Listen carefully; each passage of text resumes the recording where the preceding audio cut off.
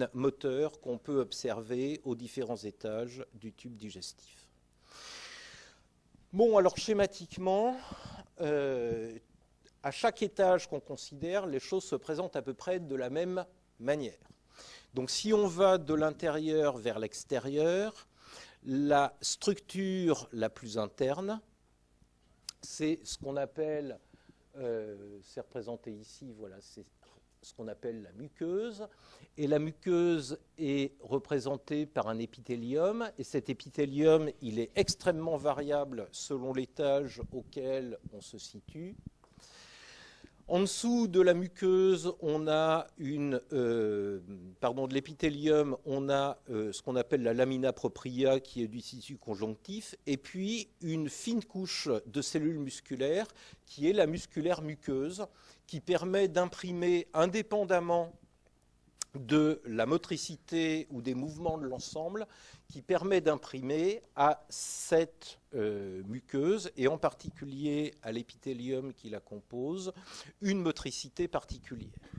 Alors il y a des endroits où ça n'a pas beaucoup d'importance d'avoir une motricité particulière de l'épithélium, parce que c'est des endroits où il n'y a pas d'échange, par exemple dans l'œsophage.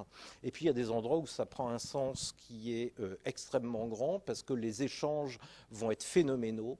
En particulier, c'est ce qu'on va trouver dans l'intestin grêle.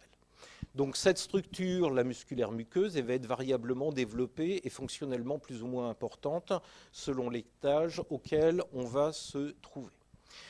Alors, en dessous de la muqueuse, on trouve la sous-muqueuse, qui est aussi composée de tissus conjonctifs, principalement.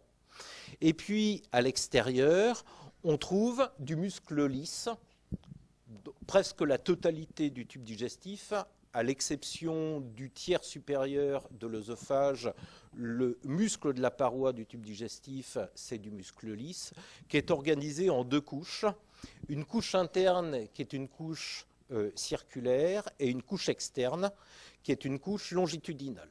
Donc cette couche-là est une couche circulaire, et enfin, les fibres sont organisées de manière circulaire par rapport à la lumière, et puis dans cette couche-là, la plus externe, les fibres sont organisées de manière longitudinale. Et puis enfin, à l'extérieur, on trouve la séreuse, et la séreuse, c'est jamais qu'un des replis du péritoine, donc c'est le péritoine viscéral qui forme la séreuse du tube digestif.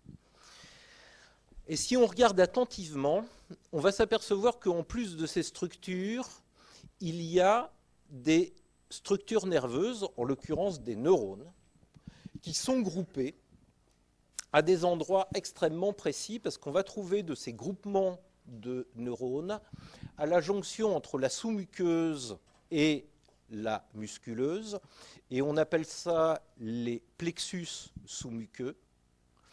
Et on les trouve à un autre endroit, on les trouve à l'interface entre la couche circulaire et la couche longitudinale de la musculeuse, et on appelle ça les plexus mi-entériques. L'ensemble de ces plexus, les plexus sous-muqueux et les plexus mi-entériques, forment ce qu'on appelle le système nerveux entérique. Et le système nerveux entérique est réellement le cerveau du tube digestif. Il y a à peu près autant de neurones dans la paroi du tube digestif qu'il y en a dans la moelle épinière, ce qui représente quand même un certain nombre. Et le fonctionnement de base moteur, mais aussi sécréteur de régulation de la vascularisation et probablement d'autres aspects de la fonction du tube digestif, sont contrôlés par ce système nerveux entérique.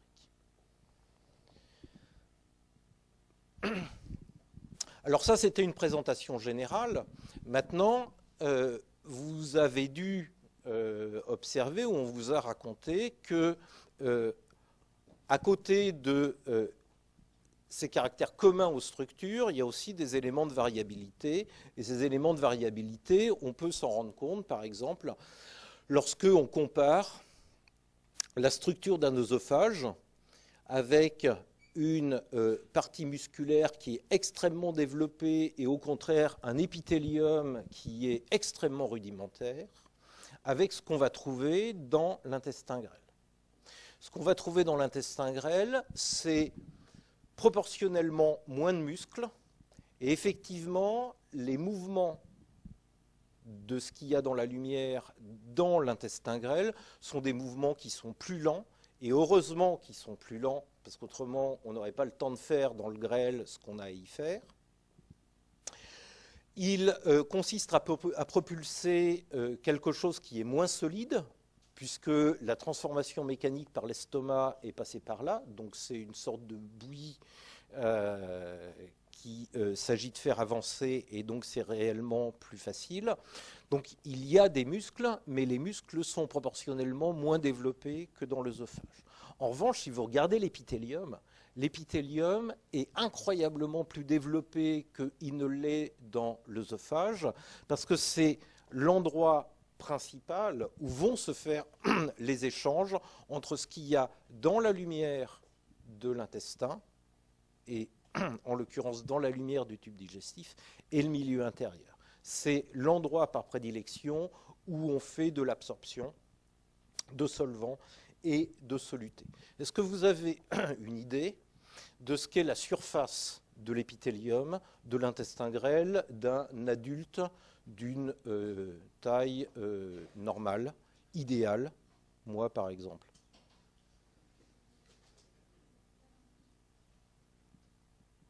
J'ai rien entendu. Ouais, ça fait combien un terrain de foot? Non, c'est plus petit qu'un terrain de foot. Ouais, 2 terrains de tennis. 300 mètres carrés. Donc si on dépliait l'ensemble de l'épithélium, on arriverait à une surface totale de 300 mètres carrés. Ce qui évidemment n'est pas du tout le cas pour l'œsophage. Alors parlons un peu plus de système nerveux entérique. C'est quelque chose dont on vous a déjà parlé ou pas du tout? Pas du tout. Bon.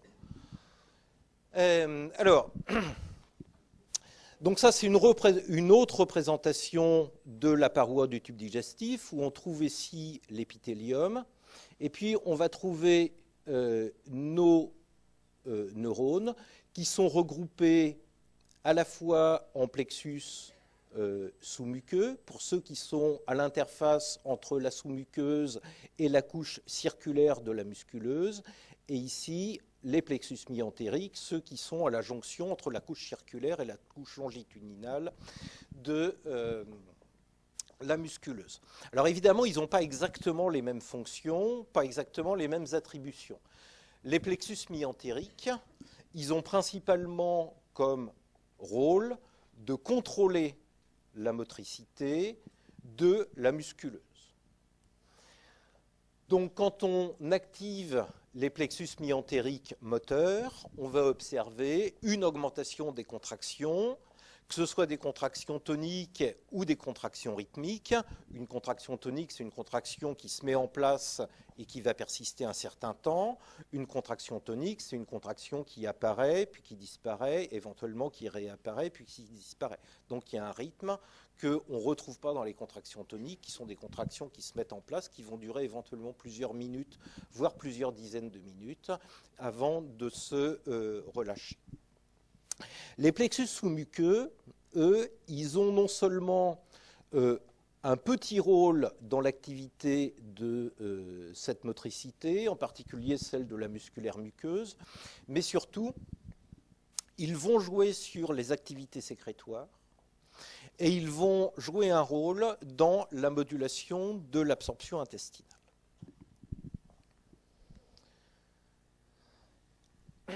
Et de manière finalement assez cohérente, on s'est rendu compte que la densité des plexus mi-entériques et des plexus sous-muqueux n'est pas du tout la même selon l'endroit du tube digestif que l'on considère.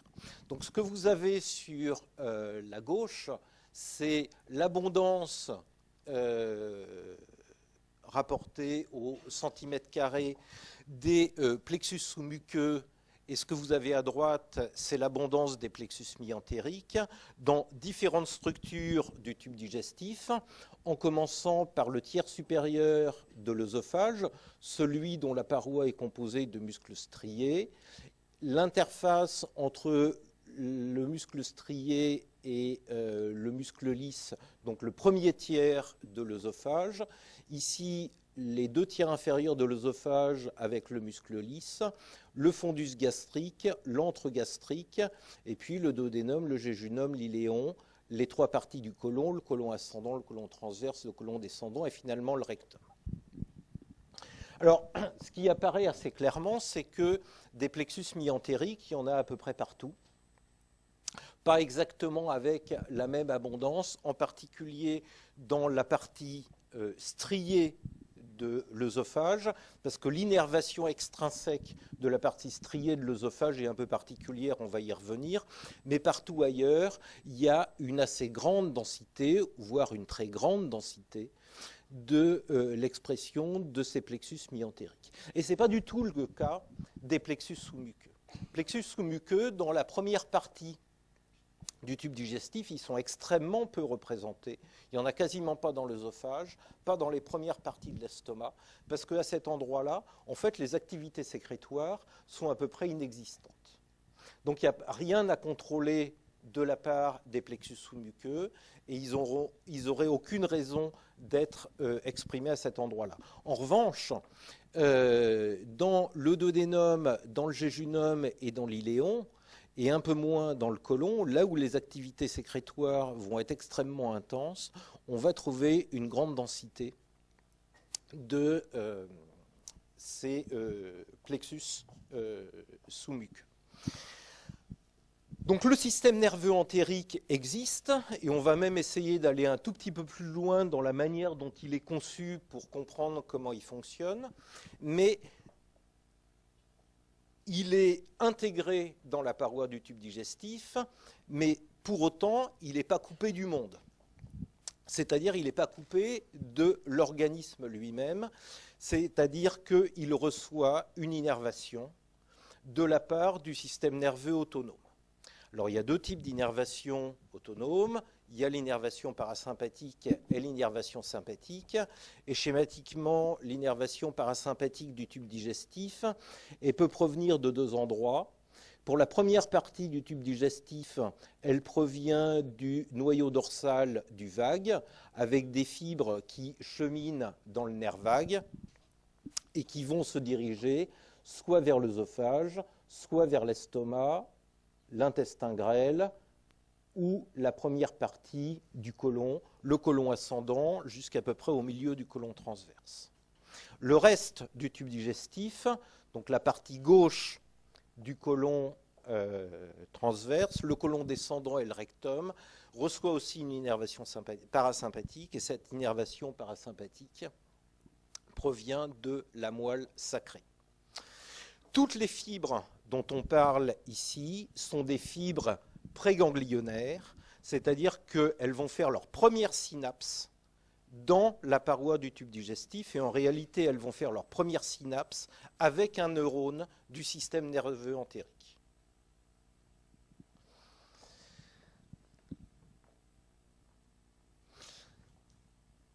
Pour commencer à introduire un tout petit peu de complexité, parce que finalement, ce système-là est réellement très élaboré, on va trouver deux types d'innervation parasympathique.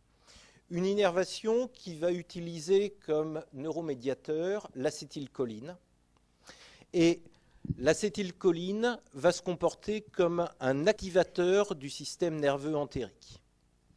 Donc les neurones qui sécrètent de l'acétylcholine dans la synapse qu'ils font avec un neurone du système nerveux entérique vont activer ce neurone.